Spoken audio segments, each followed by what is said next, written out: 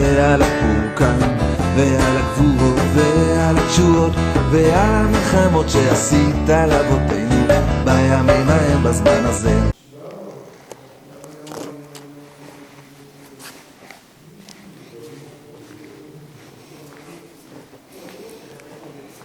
Boker Tov à tous et à toutes, Bézrat Hashem. Alors,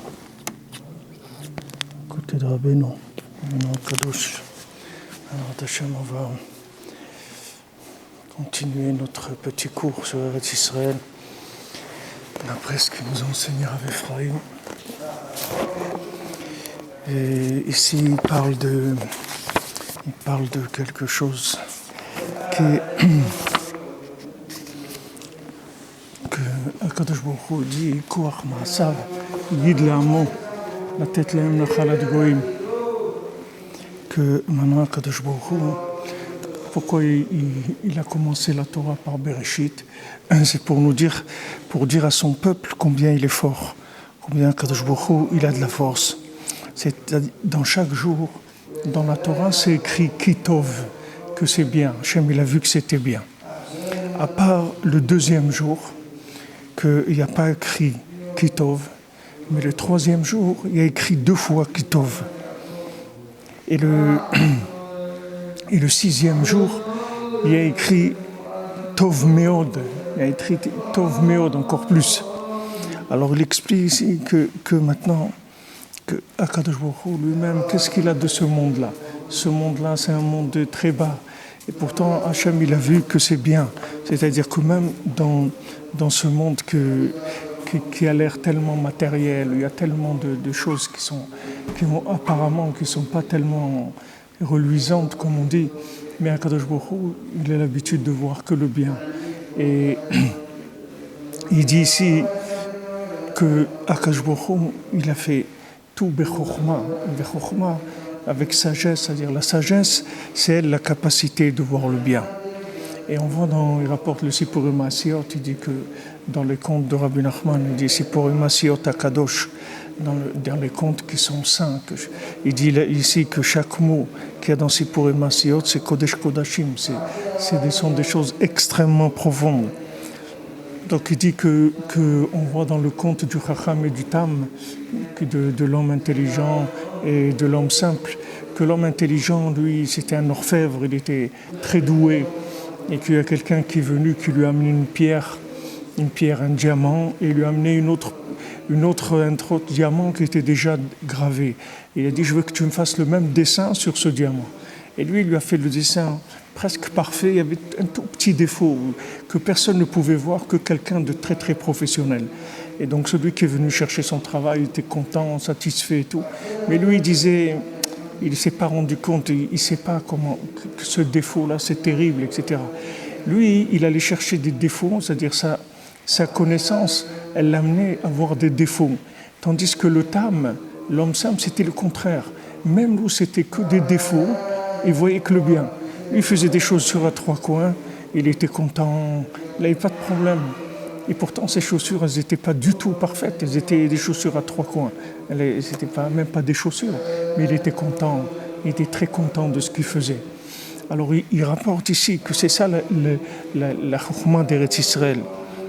Il dit que Rabbi Nathan, il a dit que même si un jour de Yom Kippour, il ne priait pas comme il faut, alors il serait quand même joyeux, parce qu'il dirait que je n'ai pas prié bien Yom Kippour, alors peut-être le lendemain je pourrais.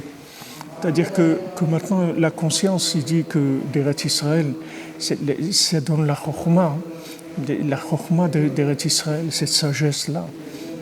Le point principal, c'est que c'est une sagesse qui donne de la patience, c'est-à-dire de la patience.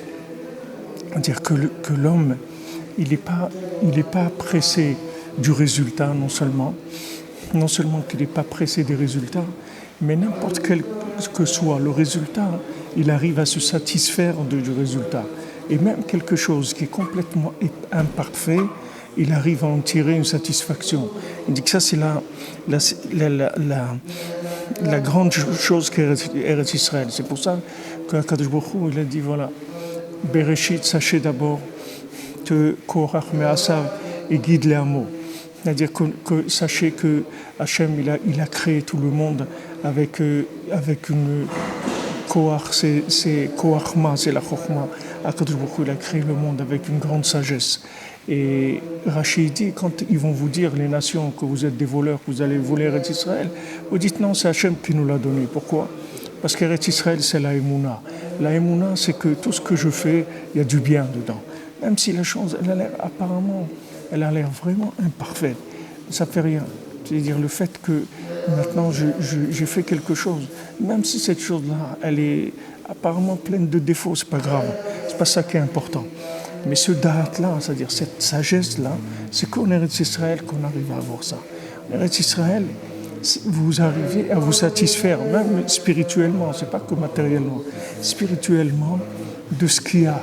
C'est-à-dire que vous n'avez pas besoin que ça soit parfait pour être satisfait.